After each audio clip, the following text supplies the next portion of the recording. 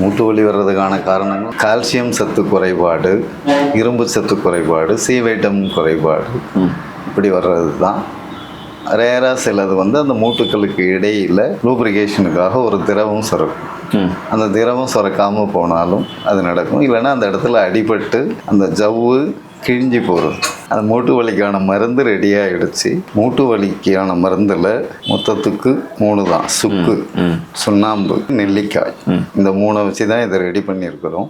அதுக்காக ஒரு பேதி மருந்து ஒன்று கொடுப்போம். ஓகே. அதை சாப்பிட்டுட்டு அதுக்கு அடுத்த நாள்லேருந்து இதை கஞ்சி காய்ச்சி குடிச்சிங்கன்னா 10 நாளில் குணம் தெரியும். 3 மாதத்தில் முழுசாக சரியாயிடலாம். மூட்டு மாற்று அறுவை சிகிச்சை பண்ணணும் அப்படின்றவங்க மட்டும் 10 நாள் இங்கே தங்கி நாங்கள் இந்த மருந்தும் கொடுப்போம். இது இல்லாமல் அக்குபஞ்சர், பர்ம சிகிச்சை, பாத அழுத்த சிகிச்சை, ஹோமியோ மருந்து, நானே தயாரிக்கிற மலர் மருந்து இவ்வளவும் கொடுப்போம். மூட்டு மாற்று அறுவை சிகிச்சை அளவுக்கு வந்துட்டோம். ஒரு 4-5 மாதம் தொடர்ச்சியாக சாப்பிட வேண்டியது. 10 நாள் தங்கி பார்த்தீங்கன்னா உங்களுக்கு நீங்கள் இங்கேருந்து நல்லாவே வலி இல்லாமல் நடக்கிறேன் அப்படின்ற அளவு ஓரளவுக்கு நாங்கள் ரெடி பண்ணியோம்.